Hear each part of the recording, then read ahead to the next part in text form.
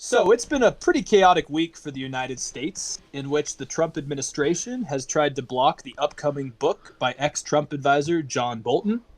Trump has returned to his rallies, even though coronavirus hospitalizations have spiked. Also, Attorney General William Barr recommended the firing of U.S. Attorney Jeffrey Berman. All this today we're going to try to cover on the Tonic Accord podcast.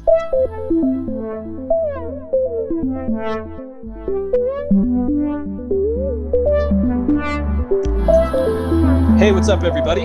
It's Alex, joined by my friend and co-host, Drew. Drew, how's it going, man? It's going good. We were just talking about how summer's heating up, politically, obviously, but also in temperature. It's the middle of summer. It's hot. People are eager to go outside, but like you said, coronavirus is spiking.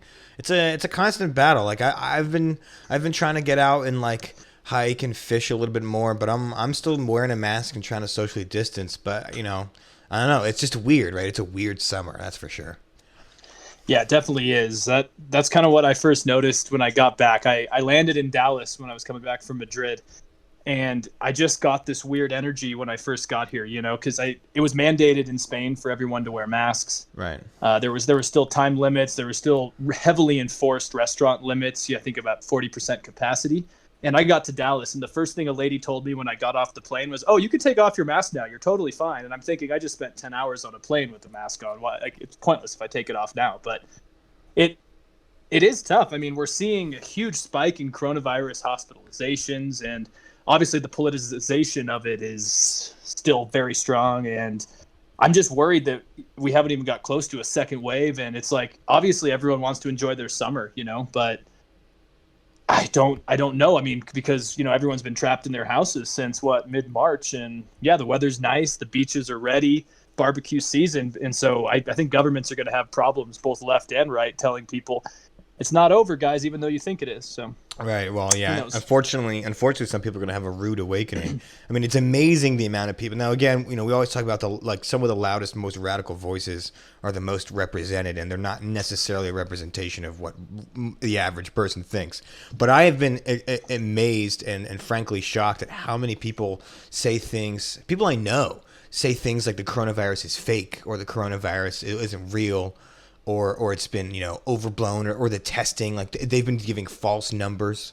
And it's like, wow, like it's amazing how many people are so conspiratorial about some of these things. Now, sure, I don't think our numbers are exact. I don't know how you could ever have exact numbers with testing. That's just the nature of something like this. But to say things that are like, it's not real. I mean, like, oh my God, like 125,000 Americans have died in the last few months alone. How can you say something's not real? Yeah, no, it's really true, and I was joking with my friends back in Madrid about how, the Spanish politics were starting to get just divided over this. You had people on the right in their cars, let me make it clear, in their cars protesting, so they were social distancing and banging their pots outside their houses at 9 p.m. every night. And once I got back here and have kind of seen the lackluster mask wearing and the lack of social distancing, I'm just like, Jesus, like it really is an interesting phenomenon here, and it makes me bummed just because I went Dallas, Arizona to LA, and then finally back up here to Tahoe. And it was very clear which state voted for Trump or voted for Hillary just based on mask wearing. It's kind of it's kind of a shame that that's kind of where this has gone to. I had a guy on my flight that saw me in a mask, and he's like, "Why are you doing that? This virus is overramped." And I'm like, well, one of my neighbors in Spain died. Is that fake? And he's like, yeah, well, she probably had another issue. And I was like, yeah, I mean, she did have another issue, but it doesn't erase the fact that they died. It was yeah. A link to the coronavirus, but that's where we're at. And now, as you said, summer's kind of taking off. And I think we've seen just drastic surges in places like Florida, Oklahoma, Arizona, Texas, California. And I think it's showing us that policy is crucial. Good policy to deal with this is crucial. I keep mentioning Spain, and as divided as they are, they had mandatory mask wearing, mandatory curfews, and I know people don't like big government like that telling them what to do, but good, efficient policy did seem to work. And so I backtracked some of my statements with you during our little debate discussion a month or so ago, where I still don't know if lockdowns were the best option, but it's clear that when governments did have a precise, focused agenda, it worked better. Yeah, I mean, yeah, I mean, again, like, this whole, like, are we even a second wave, or is this wave 1.5? I don't know. And again, especially with the whole mask wearing, it is amazing how politicized it is. Like that guy you said on the plane, you're like, look, man, like I'm not wearing a mask for myself, right? In fact, all the science that we do have about mask wearing, it's about other people, right? It's if you're in a mask and the person in front of you 2 feet away is not in a mask, you're actually still highly likely to be infected. But if you're both in masks, if the person with COVID has a mask, it drops it drastically. The whole idea around mask wearing is for the benefit of the other person. So when that guy was like, "Oh, hey man, like you should be fine. That old lady had she had a condition." It's like, yeah, well, someone else on this flight may have a condition that I don't know about, and it's I don't know. It's so strange that so many people are making this such a political thing, or are not willing to take such a simple step like wearing a mask for the benefit of the greater good. I mean, like, so again, like, okay, let's say it all is BS, and the scientists were like, yeah, asking mask wearing didn't do anything. What's the big deal? You wore a mask sometimes to go grocery shopping. That's not that much of an infringement on your rights. Now, they understand the other part of it is all the closure of jobs, which is more serious, and the question about the economy. And, we've had that discussion before. But anyway, it's a shame how politicized everything is. Something that should be unifying, like the coronavirus, right? That we all need to get behind and help each other out get through this, has now become the Democrats are pushing this. And Trump, including his rally recently, is aiding in that narrative. How it's the Democrats and Nancy Pelosi are overplaying this to bring me down. It's about him, and it's like, dude, it's not about you, man. It's about the hundreds of thousands of people that have already died, and hopefully saving hundreds of thousands of more in the future. Right, exactly. And I mean, I've been telling my conservative and liberal friends alike this for weeks, because I think that unfortunately, since I would say kind of the beginning of the Tea Party movement, since kind of the beginning of, I would put it kind of towards the Sarah Palin kind of movement, and then Trump's kind of just what I call Sarah Palin 2.0. You have kind of just seen this aversion to facts, aversion to the establishment.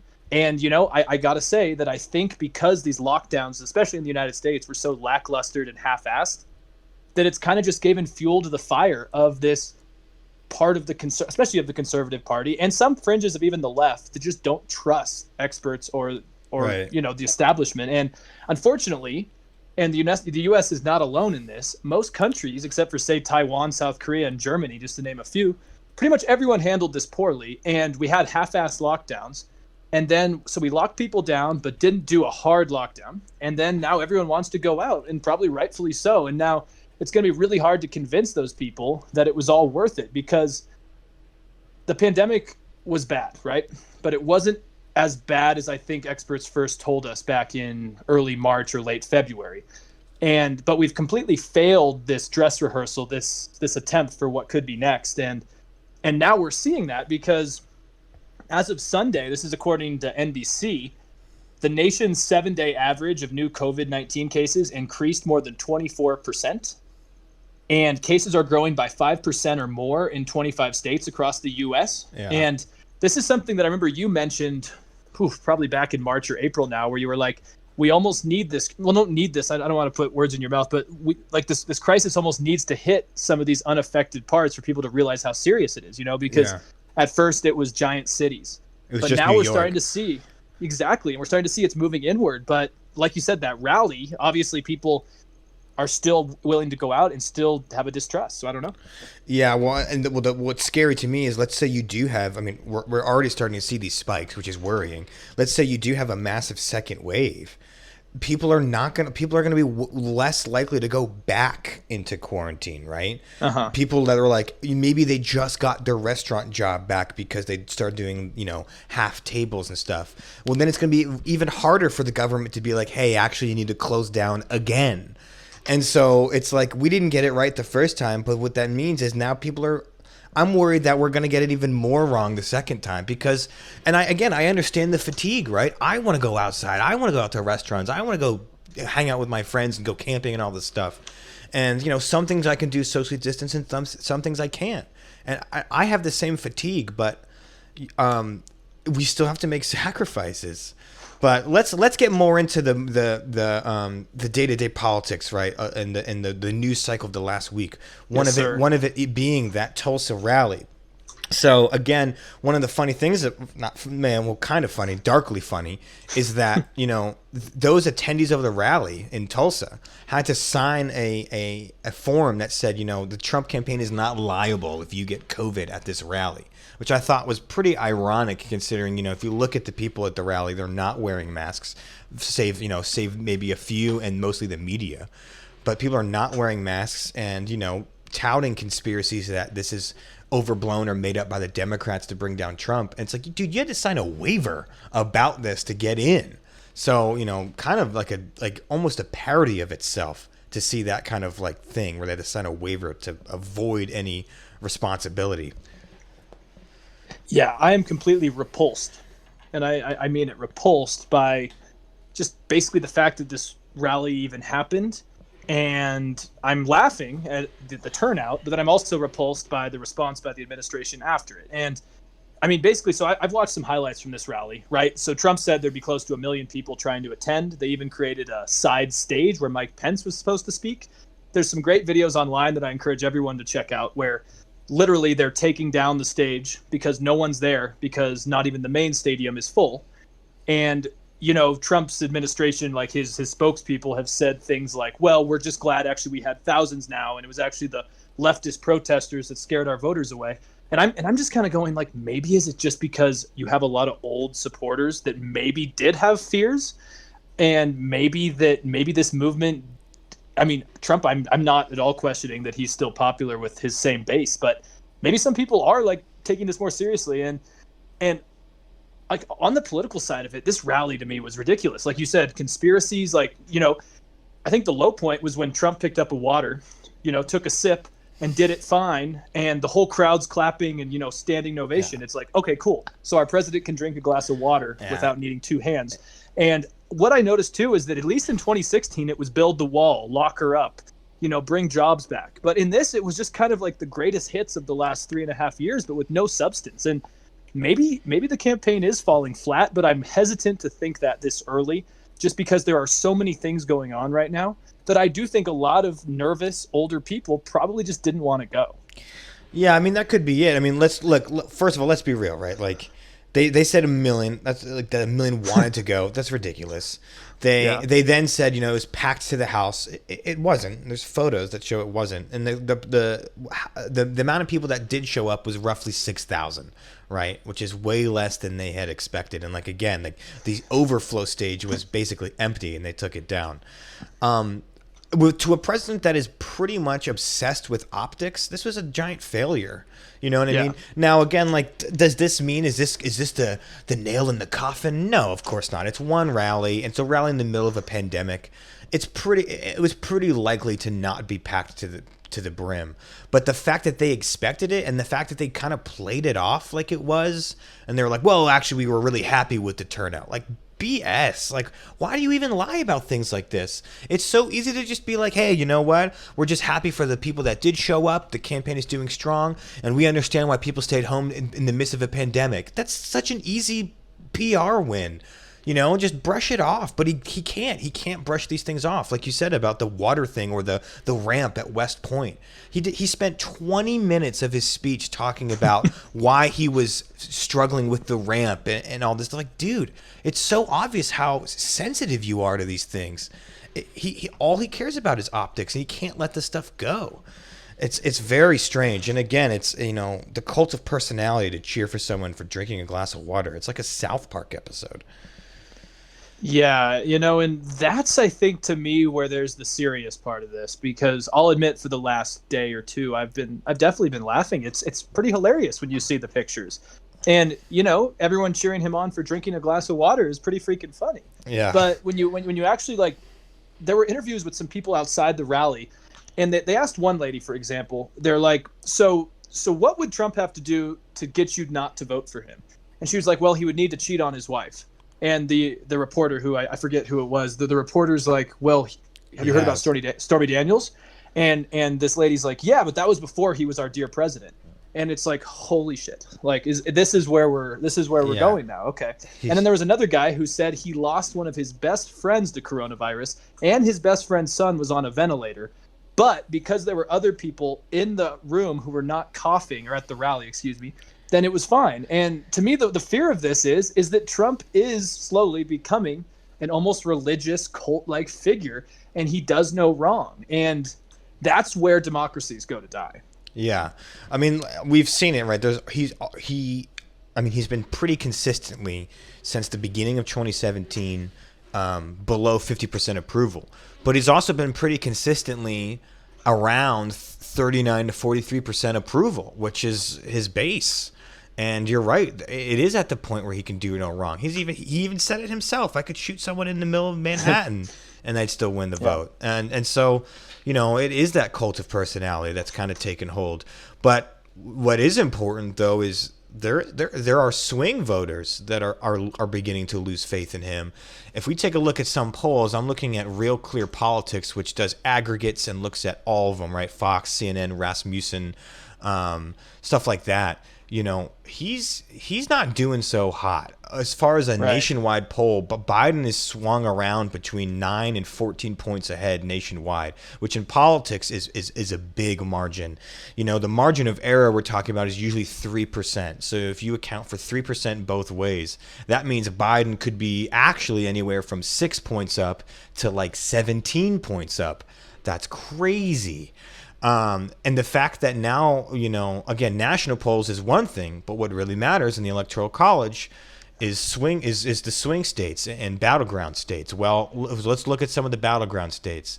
Ohio has Trump up 0.5 points, which is, again, well within the margin of error. Fox News even has Biden up in Ohio 2 points.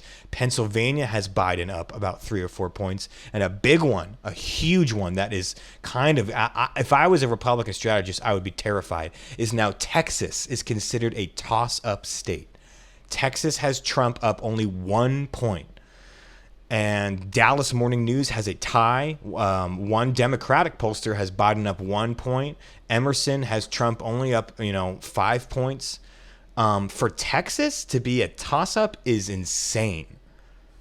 Yeah, and I think you're onto something there. It does highlight that there's this giant space in the middle for somebody. Yeah. And I mean, if you look at both Biden and Trump's track record, Biden is someone that can sweep up the middle, and Trump clearly cannot. Right? Yeah. Like myself as a conservative, but kind of a never Trumper conservative, I will never vote for the man. And I've talked to more and more people over the last several weeks that are in that same boat. College-educated Republicans, wealthier Republicans, right? Coastal city Republicans. Not like you said, his popularity is maintained the same, but it's the fact that I think a lot of these swing voters, these Obama-Trump voters, are probably going to go back to Biden.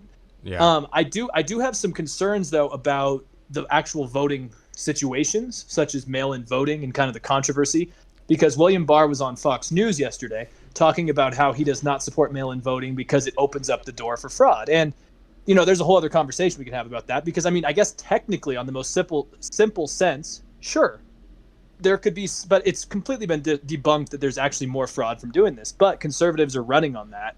And the sad thing is that it just makes sense. It's just logical that Trump supporters are less likely to fear coronavirus. So that means they're less likely to fear going to the polls, right? Right. And so if things keep going like this, I don't really care how polls show Biden beating Trump. If everyone's afraid to leave their house due to a multitude of factors that we've seen so far in 2020, from protests, violence, coronavirus, I would not be surprised if it's a low turnout. And I was reading something, I believe it was in the Atlantic last week, that was talking about how Trump only needs close to 30% of the popular vote if the Electoral College can work in his favor. Right. But you're right. Texas is alarming, and I think there's two things there. We're seeing obviously demographics are changing, and I think we're also just seeing, like you said, like people like me, moderates, are just not really going to go out and vote for him. But are they going to vote for Joe Biden? Yeah, I mean, look, first off, I think more and more we are realizing that Joe Biden is not Hillary Clinton. No. Joe Biden does have an ability to connect with blue collar workers that I think Hillary Clinton didn't have. Hmm. The photos of Hillary Clinton at factories just looked so awkward, and she just obviously just it's not her thing, right? It's not her people, it's not her vibe. Joe Biden actually does have the vibe of like, oh, Uncle Joe, he's from Scranton, PA, like an industrial town, and like he actually does have a chance. And again, we're seeing it. He's up in Michigan, he's up in Wisconsin. These are states that Trump won. He's Iowa is a toss up now. Ohio and Pennsylvania. These are states that if Biden wins, I mean, damn, there's a good chance he takes it. And again, that I'm not saying, again, I've said before that, Biden is not my favorite candidate, and believe me, he's certainly flawed, but he is very different than Hillary Clinton. And I think we're seeing that more and more as how these polls have turned out. Yes. Back to the vote by mail thing.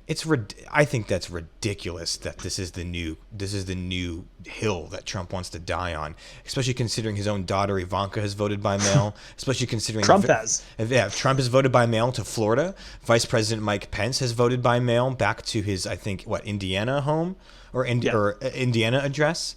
I vote by mail. My parents have voted by mail. Republican, Democrat, I don't know why it's a problem. The amount of times there has been fraud have been so minuscule and so not like so within the boundaries of like this is not a serious problem, right? And the times it has, it's like mistakes. It's someone that I forgot to move my address, like it's been proven that vote by mail is a very effective way to get people to participate in the democratic process. The soldiers that stormed D-Day and Normandy voted by mail. So it's amazing that now this is somehow this is a new issue for fraud. BS. What it is they're scared that they're going to have a lot more political participation and a lot of new voters that don't like Trump. That's what it is. I mean, they're scared about losing. That's why they hate vote by mail. It's ridiculous that this is now a problem. And voter suppression is, we could have a whole nother episode about voter suppression, especially looking at Kentucky, West Virginia, closing hundreds of polling stations, especially in black neighborhoods. So, that's a whole nother thing. But the fact that they're even touting vote by mail is such a joke to me. Yeah. Yeah. And I think the simple solution is that this is something Fox News has been covering for a long time, because it was in North Carolina, I think back in 2018. There was one case in a town of someone harvesting ballots and, fraudulently collecting people's ballots. And it was one story in a country of over 300 million people, but it was picked up by Fox News because they do what they always do, which is divert from the actual story. And I think that's what we're seeing here again, is just diverting from what's actually going on. And you're right. Just on a total, just numbers-based statistics, if every American could vote, Trump would be out of office. Just full stop. And clearly that's a fear. Now, before we're out of here, I do want to just ask you about our friend John Bolton's book. What do you think about that? Is it too late? Is it going to do anything that we already don't know about Trump? I mean, there's some very worrying and key things that I think we need to pay attention to. John Bolton as a character, I think it's a bummer that he didn't testify. But I've also heard him criticize the way Democrats handled the impeachment process, and he does make some good points, right? He said that the Democrats made it very partisan, which is true. I believe that to be true. The Democrats made it very partisan, but I also think the Republicans made it very partisan. I think both sides were just kind of entrenched. You could go back to our episodes. Everyone was entrenched. Everyone knew how they were voting on impeachment, maybe save Mitt Romney before that went down, right? Everyone knew how they were going to vote on it already, so it was kind of a weird facade. So John Bolton has some valid criticism there, but I also think it's kind of a bummer that he didn't testify to any of these things when we needed that information the most. But now, looking about what he has said about the Trump administration, it's very alarming, right? Because he says, one of his things he says is the Democrats failed partly because they didn't do enough of the other investigations into other things. He said they focused on Ukraine too much and didn't focus on Trump's dealings with China and Turkey. And you're like, wait, what? He said they didn't go far enough? That's crazy to me. One thing is, he talked about Erdogan telling Trump to end an investigation into one of Erdogan's, banks that he's part of because they were, doing fraud lending. And Trump said, "Yeah, I'll get rid of the Obama guys and I'll have my guys take care of it." That's corruption. The fact that Trump, in the book at least, Trump has been quoted talking to Xi Jinping about the concentration camps, which we've had an episode on, saying that Trump said, "Oh, that's how you have to handle it. That's the good thing to do." You have a U.S. president telling an authoritarian dictator that, yeah, concentration camps against a minority are the right thing to do. I mean, unbelievable kind of things. But unfortunately for Trump, it is believable, right? I can look at his actions with past dictators, the way he grovels to Kim Jong-un, to the leader of the Philippines, and to Xi Jinping, as well as saying to Vladimir Putin, "Oh, I trust him. He didn't mess with us at all." Yet he's antagonistic to Canada, antagonistic to the UK, antagonistic to Germany. It's in line with his character. The things that John Bolton in the book, I don't know if they're 100% true, but they do seem to be in line with what I do know about Donald Trump, and that is what's scary. This guy sucks up to dictators, and the most important thing John Bolton says is, because he said, "Look, since I was 15, I have been a conservative Republican, and that is the philosophy I've been abiding by for my entire life." And in an interview with George Stephanopoulos, he said, "Donald Trump has no philosophy. He's not a conservative. All he cares about is himself." Yeah. I mean, I for the most part agree with you, but I do think it's just a little bit too little, a little bit too late. And yeah. I get why he didn't testify, because, I mean, I remember since back in November when all this was going on, I've said on the record many times that I didn't support the impeachment, and I thought it was going to be a wild goose hunt. There was just too much there, and Ukraine, I don't think, was the hill that Democrats should have went to die on. That's probably true. But now with that being said, though, the strength of Bolton actually testifying could have been politically smart for Democrats, mainly because if all this damning evidence and all these things he said are true, it would have made it politically more difficult for Republicans to support Trump after that. And that's why one of the reasons why I think I do wish that he testified then. Yeah. And honestly, there's nothing in this book that surprises me. And I just have to question his motives at this point. And the problem is Trump supporters aren't going to read the book, and they're going to hear Tucker Carlson's talking point. So it's not going to change any Trump supporters' minds. And I'm not going to buy the book because I don't want to support John Bolton. And so I almost think this book is just, CNN's going to talk about it. Colbert's going to have some jokes about it. He's going to run his waves on the Sunday interview shows like, Fox News Sunday. And then it's going to die out, and pretty much all of us are going to know what we already knew. Yeah. I do think it's concerning, the stuff he says in there, but I also see that Bolton throws a lot of shade on a lot of people. He doesn't like Nikki Haley. He doesn't like Jared Kushner, which I don't really blame him. He throws General Mattis under the bus because he's too pragmatic. I mean, this is a neocon war hawk who has a very flawed view of the West and the world. And I'm not surprised that him and Trump didn't get along, because Trump's always been an isolationist and Bolton's a war hawk. And so there's nothing surprising here to me. And I just worry that this is going to be the focus while we have coronavirus, and quite frankly, Trump firing more and more attorneys, getting rid of more investigator generals, and more things like that I actually think are more worrying. But this is, again, a good talking point for the media. Right. And at the end of the day, I mean, John Bolton wanted to make some money off this book. So yeah, you have very valid reasons to question his motives and stuff. But it does show that, right, like how many people have left this administration and had these, like, crazy books and crazy stories.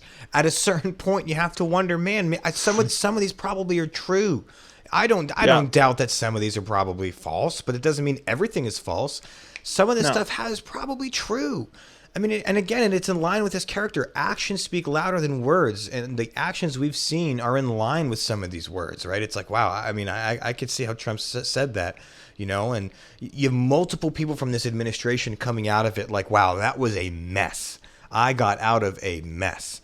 What's so ridiculous is then I've seen people now saying, "Oh, John Bolton's part of the Democratic deep state. He got bought off by the Dems." Like, are you kidding me? John Bolton, the guy who campaigned for Barry Goldwater, is now in line with the Dems? No, man. He just, like you said, he's a neocon war hawk that disagreed with Trump on a lot of things. But it still doesn't mean that, there's information here that we need to remember and glean from. Now, but you're right, though, that will this probably have any real effect on the election? Probably not. You know what I mean? I think the swing voters that we were talking about earlier are more concerned with the coronavirus response, more concerned with the gassing of protesters in D.C. for that Bible op. I've seen a lot of conservatives be like, "Wow, that was a pretty terrible moment in his presidency."